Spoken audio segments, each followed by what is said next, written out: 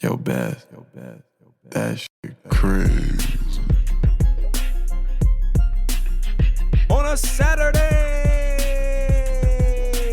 it's All Even with your boy Barry Grant. You can catch me on Instagram and Twitter at All Even Podcast. You can listen to the show on SoundCloud as well as YouTube, Anchor, Spotify, Breaker.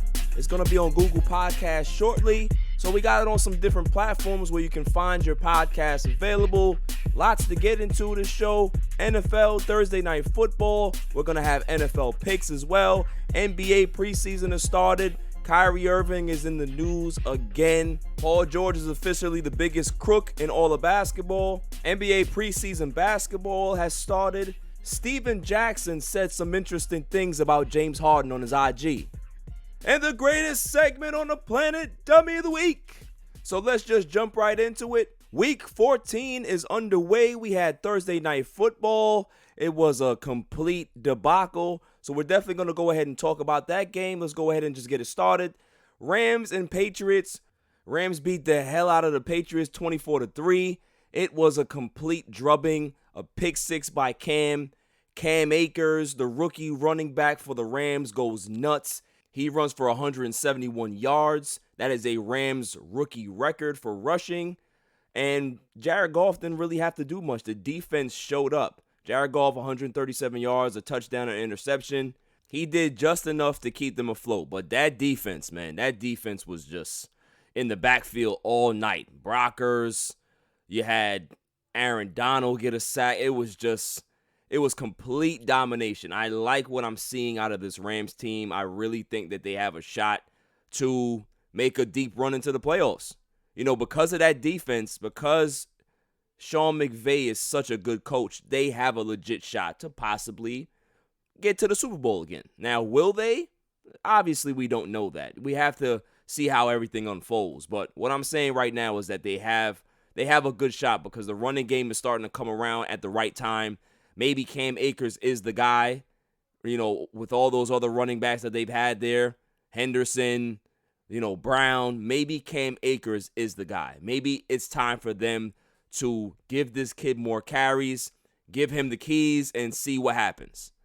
Now, for the Patriots, Cam Newton, 119 yards passing, a pick six interception.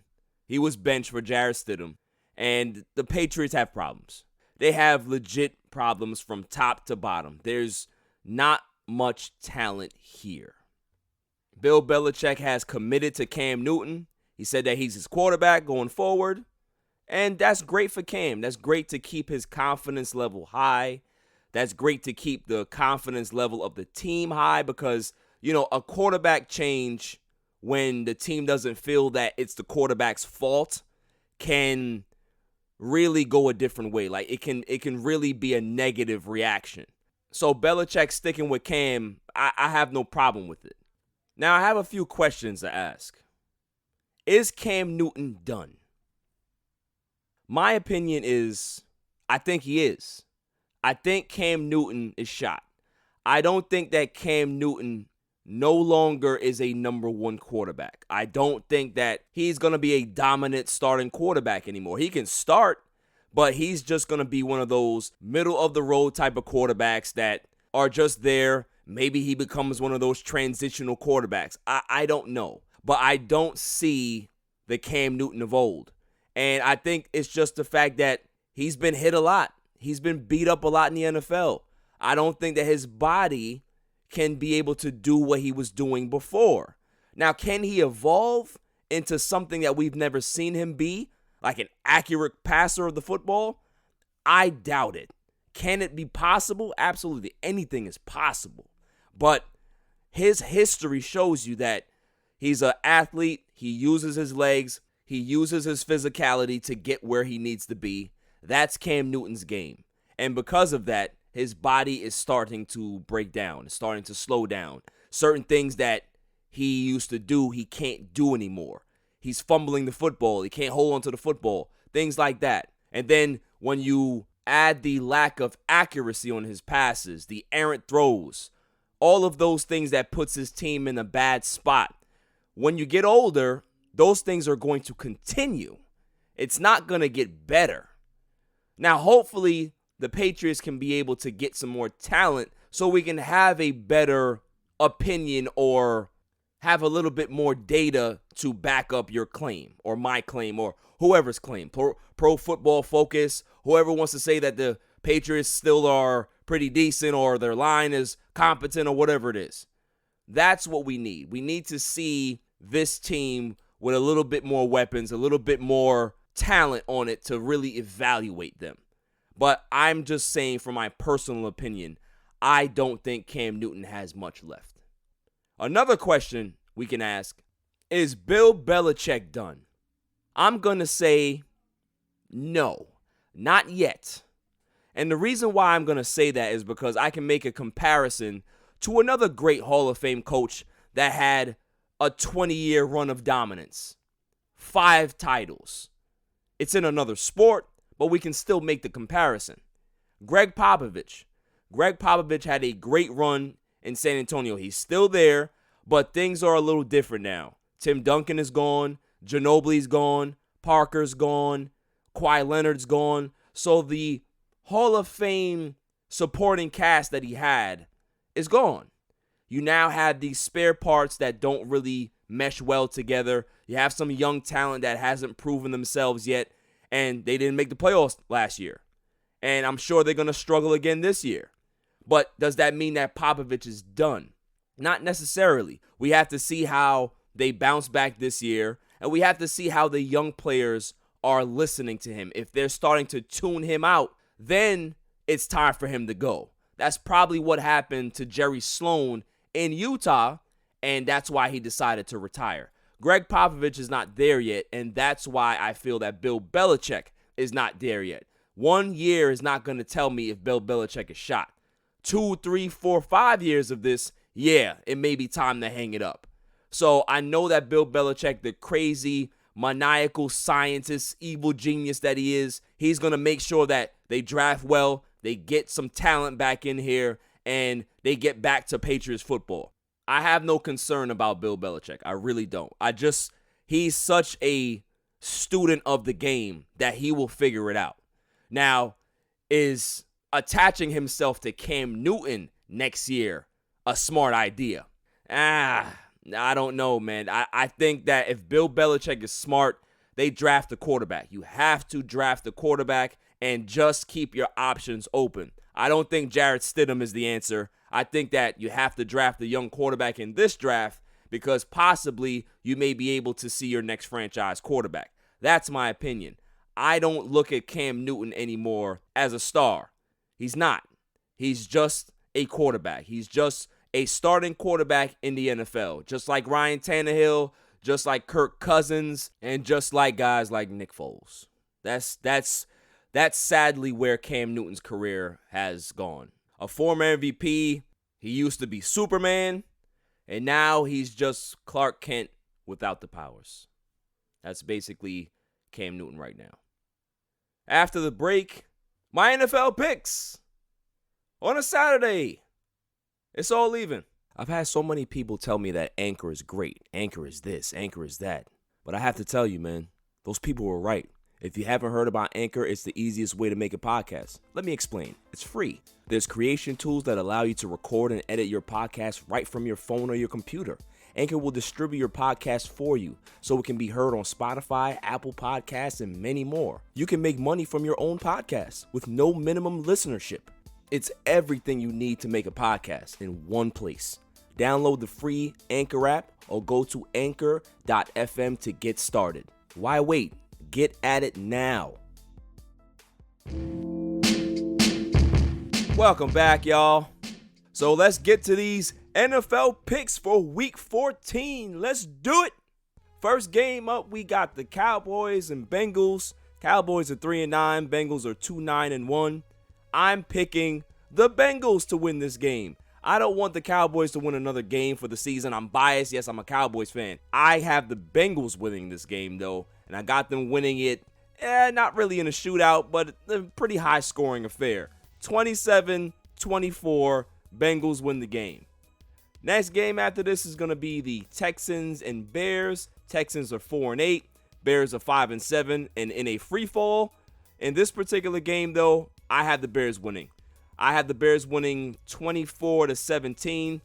I believe that defensively, the Bears can be able to get to Deshaun Watson. That offensive line is not good. It hasn't been good all year. So if they can be able to break down that offensive line, get into that backfield, they're going to give Deshaun Watson a lot of problems. Obviously, the offense for the Bears is not going to be crisp, but defensively, they're going to be able to hold their own. Maybe they get some turnovers, and the Bears win this game. Next game after this is going to be the Chiefs and Dolphins. Chiefs are 11-1, one of the best teams in the NFL, if not the best. Dolphins are 8-4, and they're holding their own, especially in the AFC East. Who wins this game? I had the Chiefs winning, but it's not going to be an easy game for the Chiefs. They're not going to score 45 points. This is going to be a closer game than anybody expects. I had the Chiefs winning the game 26-20. Pat Mahomes continues his stellar MVP play. I see him going for 270, 80 yards, possibly 2 touchdowns. I think this is going to be a game where you see Clyde Edwards-Helaire find some running room and be able to get out there and do some damage. I do see that Le'Veon Bell will probably have some type of role, but you can always count on Travis Kelce to have a big damn game because that's what he does. Next game after this is going to be the Cardinals and Giants. Cardinals are 6-6. They've lost 3 games in a row. Giants are 5-7, tied for first place in the NFC East. I have the Giants winning this game. Defensively, the Giants have looked good. They're starting to come together. Joe Judge has won over a lot of fans in New York. And listen, he has my respect.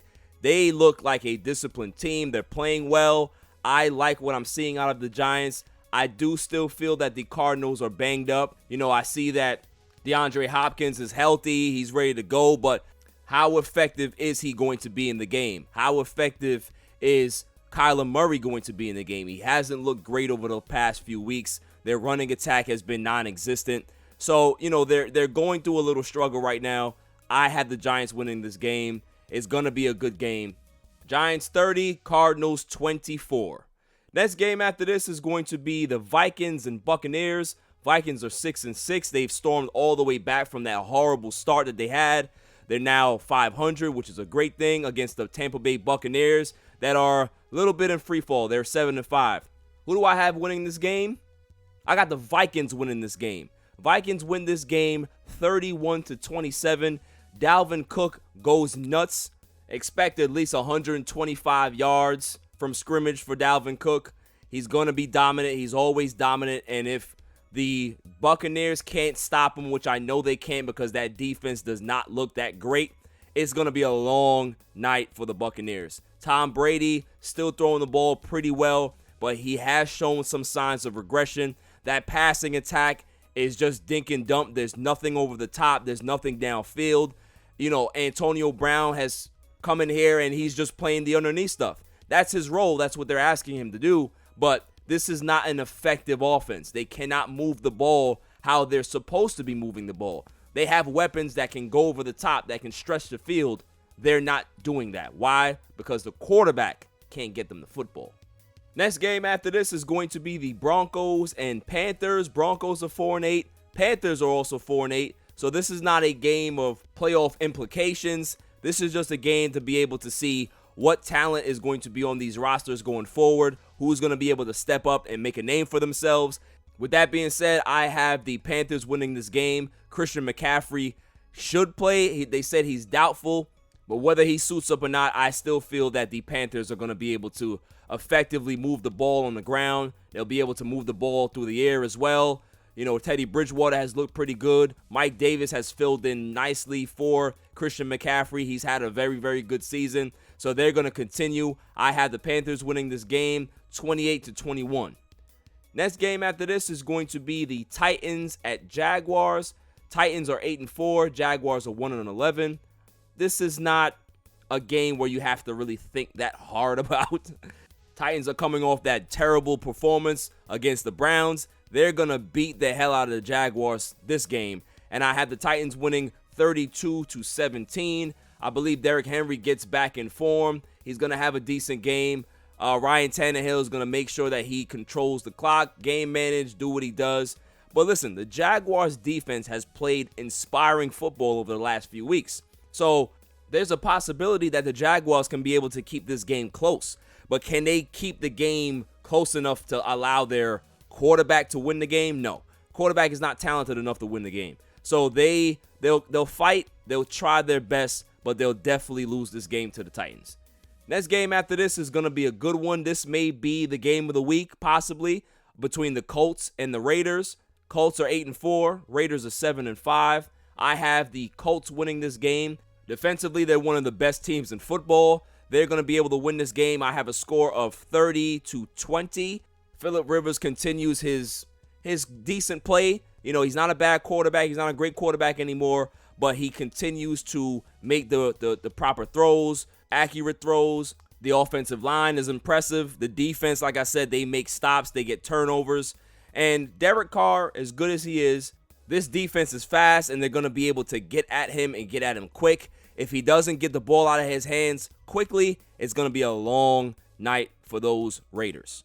Next game after this is going to be the Jets and Seahawks. Jets are 0-12. Seahawks are 8-4. Jamal Adams is playing his old team.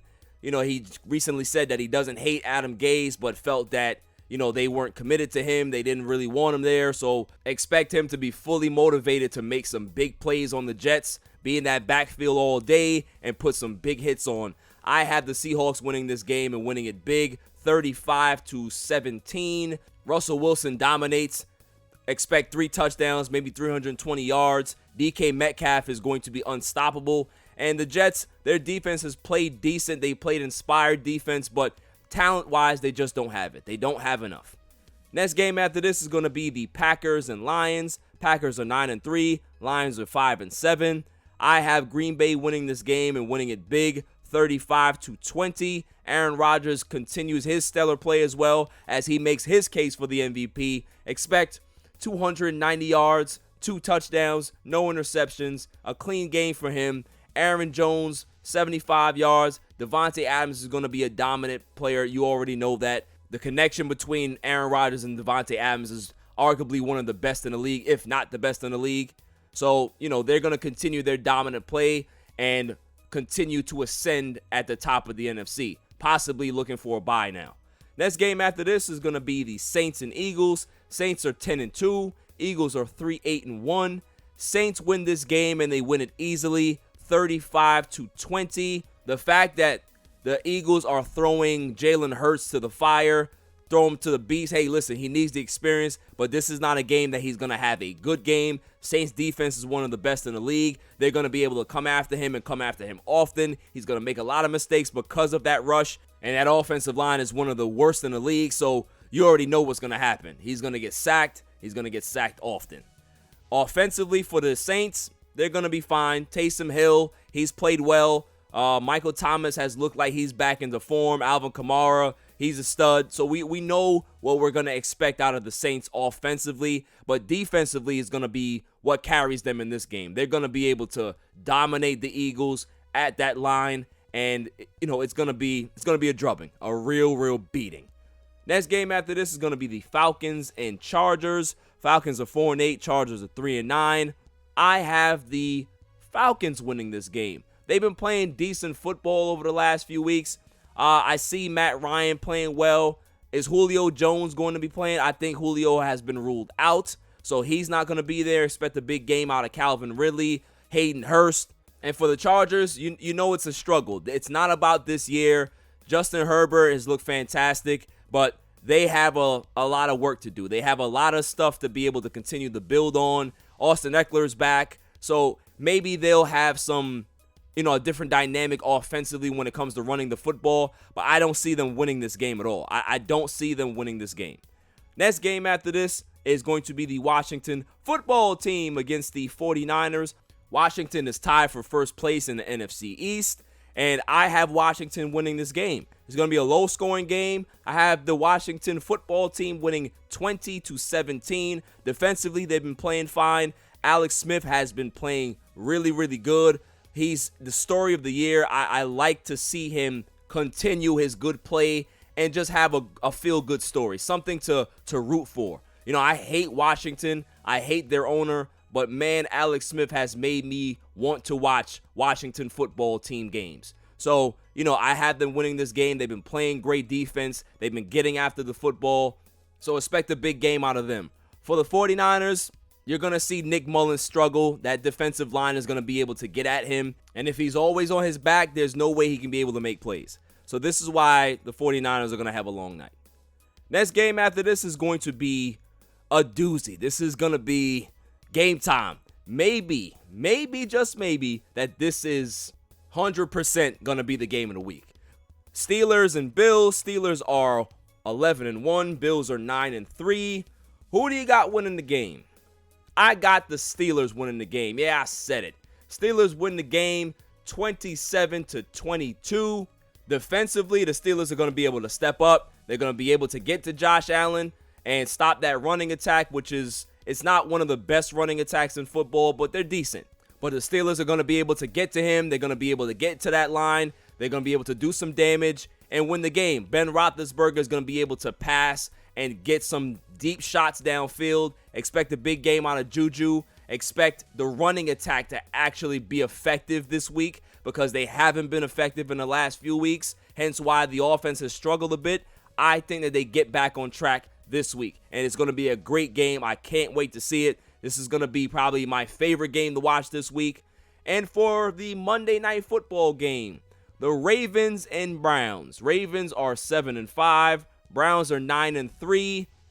Not for nothing, I got the Browns winning. I have the Browns winning this game 29-25. Not saying that Baker Mayfield is going to have a great game. I don't think he is. I just think that the defense will have a good game. I think that their running attack will be effective between Nick Chubb and Kareem Hunt. That 1-2 punch is dominant. They're dangerous. They can be able to do a lot of things. They can power run. They can catch the ball out of the backfield. It's a dynamic rushing attack. For the Ravens, Lamar Jackson will be the story. Can he be effective? Can he deliver the passes in the pocket? Can he deliver accurate throws in the pocket? Can he go through his progressions? Can he give his receivers a chance to get open?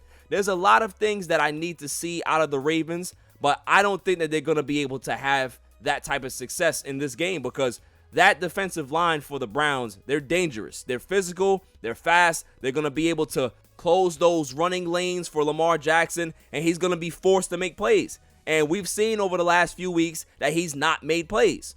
So that's going to be the story of the game. I believe that the Browns will dominate, and they're going to be 10-3 and really, really put their name at the top of the AFC as a possible Super Bowl contender.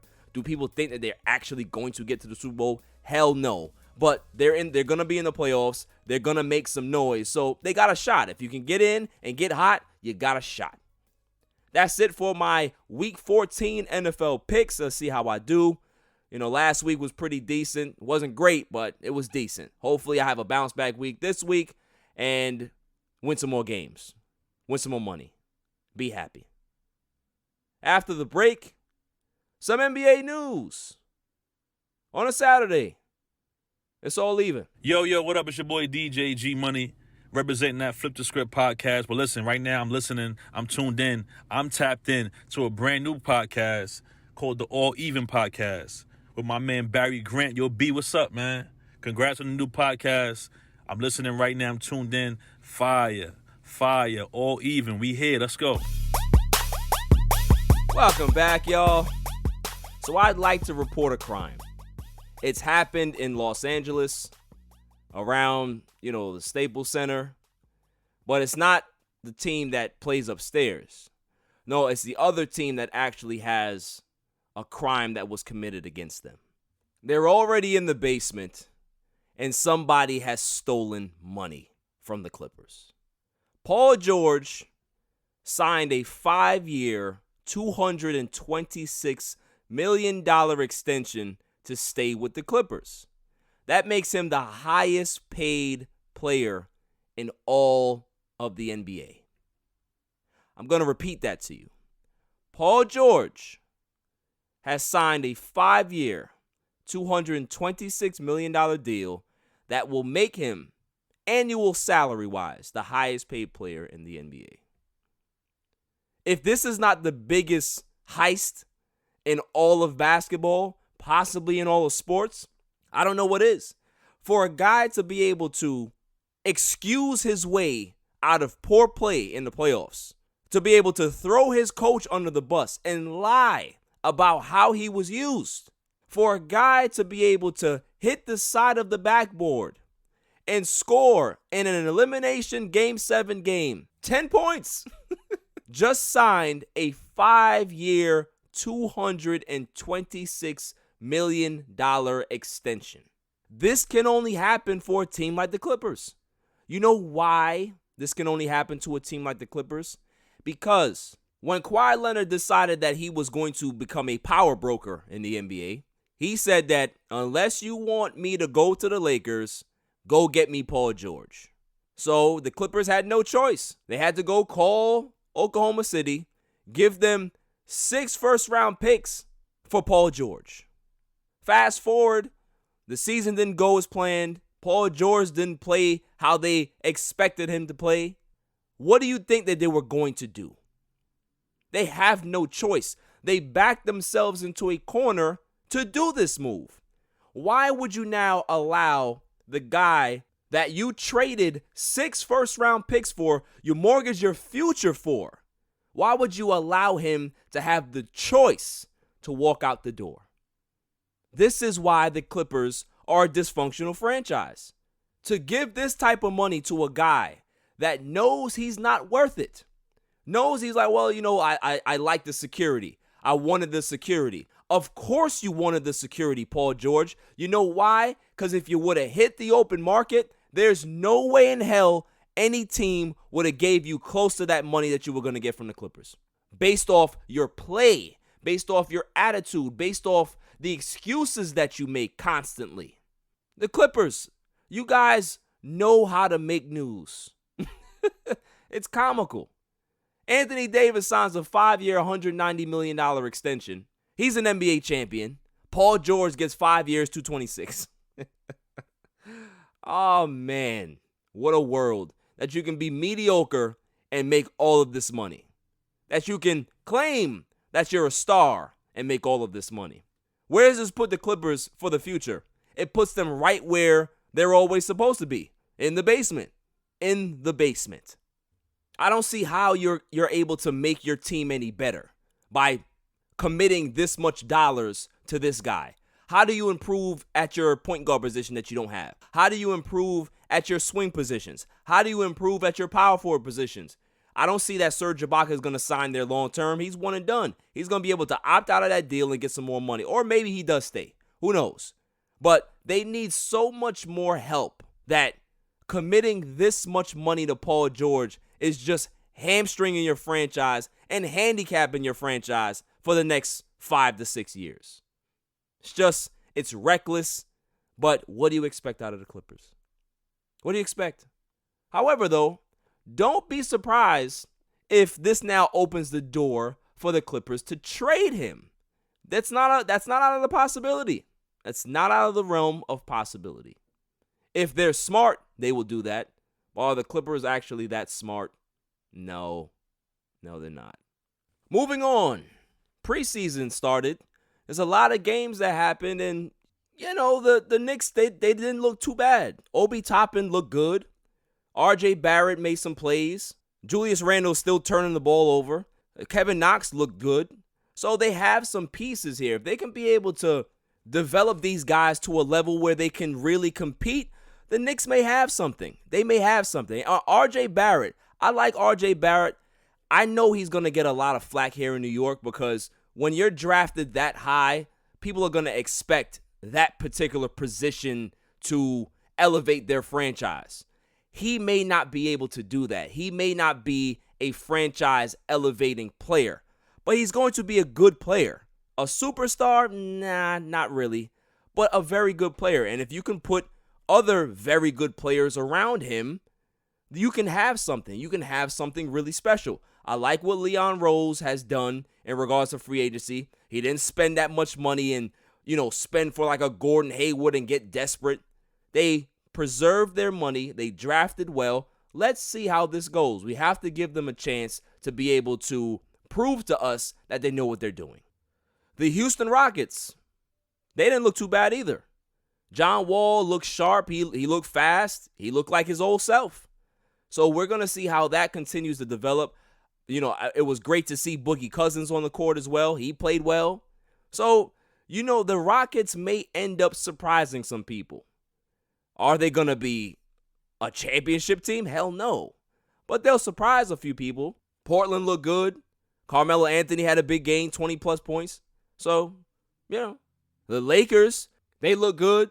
Talen Thornton-Tucker, that kid he has some talent, man. 6'4", 7'1" wingspan.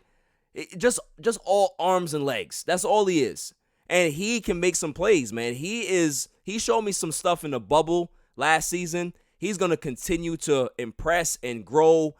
He may be an X factor for this Laker team going forward. He's going to get some minutes in the rotation this year, and he may end up stealing some people's minutes. That kid can defend. He can play. He can make plays. He can hit shots on the outside. He can drive to the basket. I like what I'm seeing there. In other news, let's go to Brooklyn. Kyrie Irving has been fined $25,000 as well as the Nets for them allowing Kyrie Irving not to speak to the media and all this nonsense that he continues to do. And his response was he took to IG and put some post up and said, I don't speak to pawns. I'm trying to tell you, man, Kyrie Irving is that guy who thinks he's a genius, but he's smart, but he thinks he's smarter than everybody else. Kyrie, he just can't get out of his own way. He's just not mature enough to understand what he's doing. And honestly, maybe this is a good thing. I spoke to my friend who's a big-time Nets fan, and he was like, look, every time Kyrie opens his mouth, something bad happens. So maybe it's a good thing that he just shuts up. Maybe he understands that he can't articulate well, and he just doesn't need to speak to the media. But newsflash, you need to grow a set, be mature, be an adult, and learn. Learn the business. You are not above the NBA. You are not above the Brooklyn Nets. So if the Brooklyn Nets decide to continue to enable and cater to this flawed superstar, if you want to call him that, they're going to be in trouble. You are literally turning your franchise over to a guy that's unstable. And what I mean by unstable is that his leadership is shaky. His decision-making on the basketball court is shaky.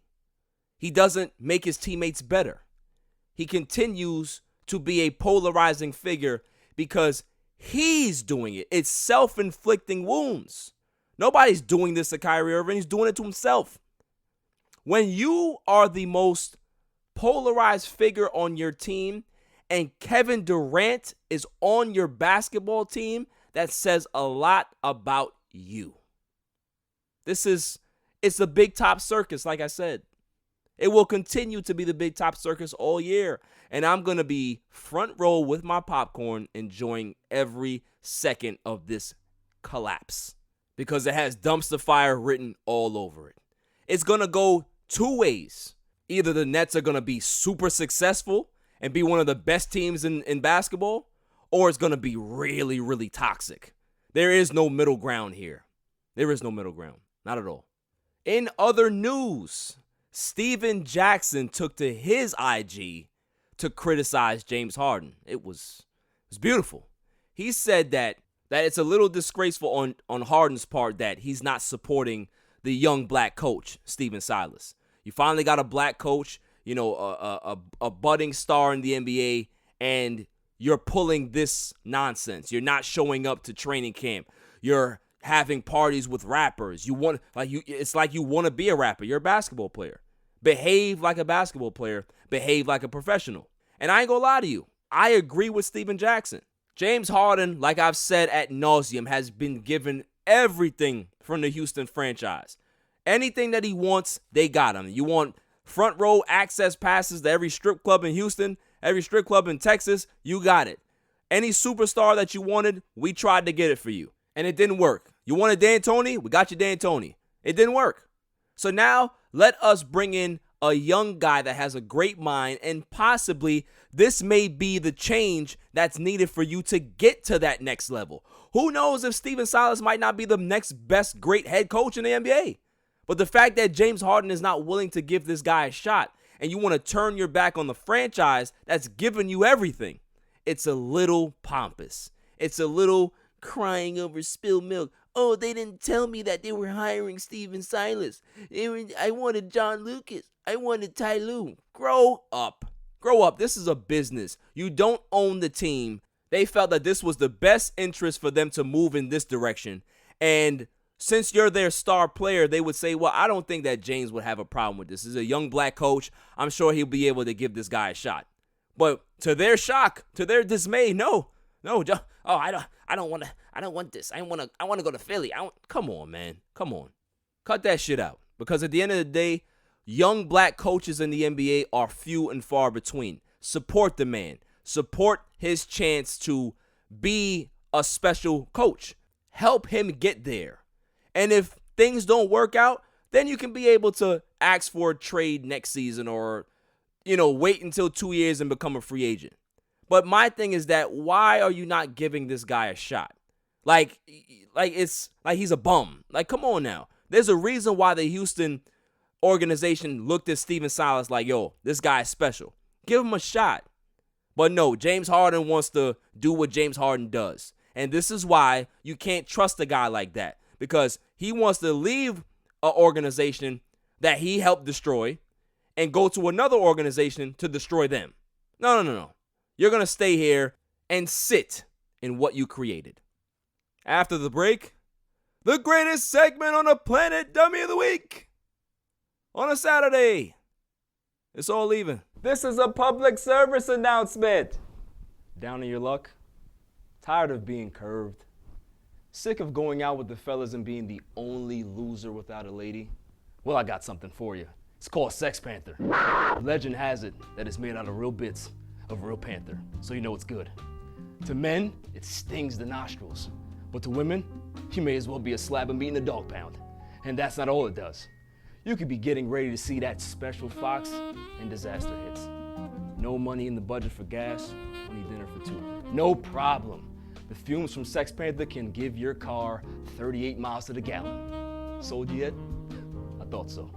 For $69.99, go from unlovable loser to the cock in the walk. Sex Panther. 60% of the time, it works. Every time. Welcome back, y'all.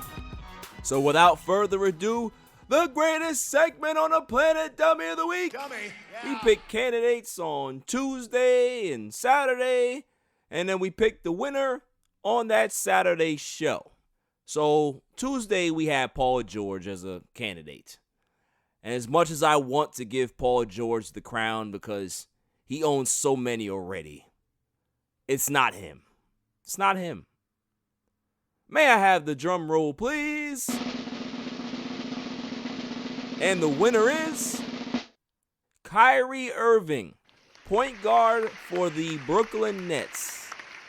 Kyrie Irving is my winner because Kyrie thinks that he's this multi-talented individual.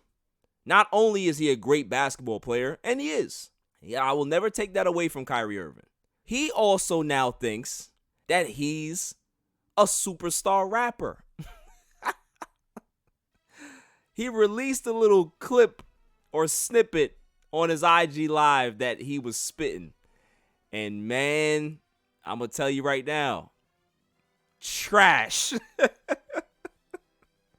No flow, no rhythm, nothing. Kyrie Irving can't spit. And that's all right. There's not a lot of ball players that can be able to spit like Dame Lillard or Allen Iverson in his time. There's a couple of guys that used to rap, or even Steven Jackson can rap. There's more guys like Kobe Bryant. Kobe Bryant tried it. He's trash too. Chris Webber tried it. He's a little better than Kobe, but he's trash too. But Kyrie Irving, I'm not going to lie to you, he takes the cake because you should have saw him in the eye. He's over here, reciting lines and, no, it ain't, dude. I ain't bopped my head once. Garbage. Trash. So instead of you speaking to the media, you over here writing statements and writing bars. You need to speak to the media. Don't quit your day job, Kyrie. Ain't nobody buying this garbage when it comes out. This is not good. Yo, you need to get with somebody. Yo, call Dame. Matter of fact, call Dame. Dame will be able to help you. Maybe Dame can ghostwrite something for you if you need a nice track or something. You need to go off on a record. But you writing yourself, I've seen how you formulate sentences and statements. This ain't for you, bro. Lyrics are not run-on sentences, bro. Yo, he sound like somebody that's tone deaf. Kyrie Irving, and you know you got the yes man in there in the studio, like, yo, this is fire, Kyrie.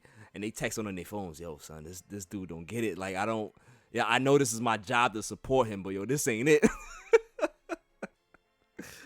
Oh, man. This brought me great joy to see this. I'm not going to lie to you. So, Kyrie Irving, you may be one of the worst rappers I've ever heard and one of the biggest losers in the booth, but you're a winner for Dummy of the Week. That's all for this week. I'll see you guys on Tuesday next week. We'll be able to discuss, Sunday football, Monday night football. Until then, stay safe, stay cool. Peace. You can catch me on Twitter and Instagram at ALLEVEN Podcast. Listen to the show on Anchor, Spotify, SoundCloud, and wherever podcasts are available. And check out my YouTube channel, ALLEVEN Podcast. And don't forget to share, like, and hit that subscribe button.